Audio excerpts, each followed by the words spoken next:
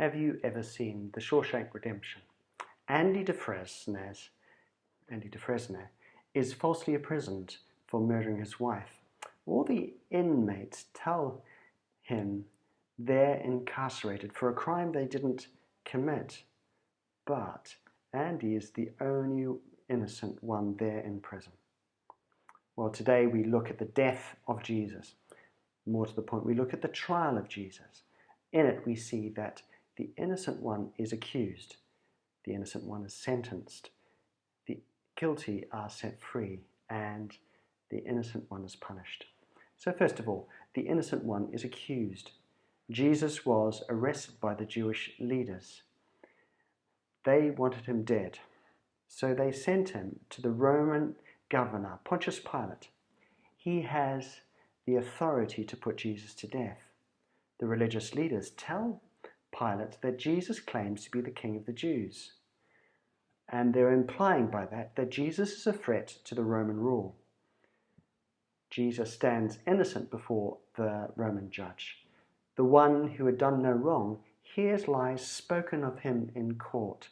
The innocent one is accused but makes no plea. We read this in Mark chapter 15.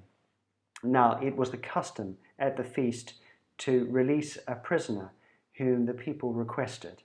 A man called Barabbas was in prison with the insurrectionists who had committed murder in the uprising. The crowd came up and asked Pilate to do for them what he usually did. "Do you want me to release to you the king of the Jews?"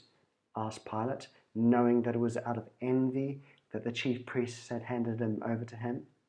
But the chief priests stirred up the crowd to have Pilate release Barabbas instead. Well, isn't that unjust? Jesus was being accused for something that he didn't do. Yet the religious leaders don't want Jesus as their king. Instead, they envied Jesus. They wanted Jesus' fame, power, authority, and kingship. So they falsely accuse him. So the innocent one was sentenced. Was Pilate any better than the Jewish religious leaders? No. We continue in Mark chapter 15. "What shall I do then with the one you call King of the Jews?" Pilate asked them. "Crucify him," they shouted. "Why? What crime has he committed?" asked Pilate. But they shouted all the louder, "Crucify him." Wanting to satisfy the crowd, Pilate released Barabbas to them.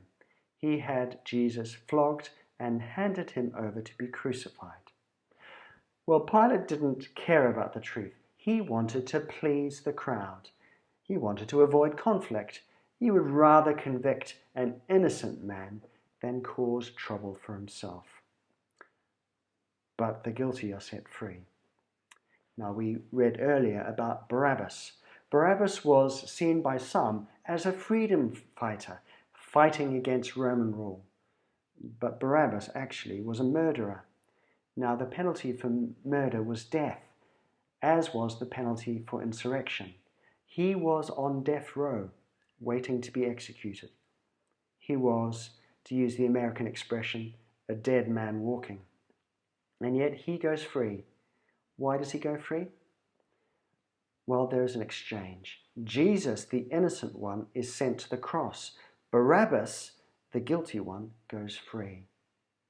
And this is the same exchange that is offered to us. In Isaiah 53, it says this: "We all like sheep have gone astray. Each of us has turned to his own way, and the Lord has laid on him the iniquity of us all." Isaiah says we are like sheep. Now, sheep are not intelligent creatures. They are easily lost. We too are easily lost. We go our own way and not God's way. Now, God is just and right to condemn us. But because God is loving, he offers us a way out. Someone else who will pay the penalty for us. The guilty can go free, but the innocent one is punished. Jesus, the innocent one, was flogged. Jesus, the innocent one, was crowned with thorns and dressed in a purple robe. The crown of lengthy thorns was pressed into his head as onlookers mocked him, saying, "Hail, King of the Jews." Jesus, the innocent one, was struck again and again with a staff and spat on. Jesus, the innocent one, was stripped of the purple robe, tearing the half-healed wounds off his back.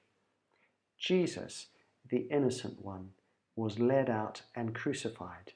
He was nailed to a cross of wood. There he took the punishment that we deserved. He bore the wrath of God for you and for me. This is good news if he rose from the dead.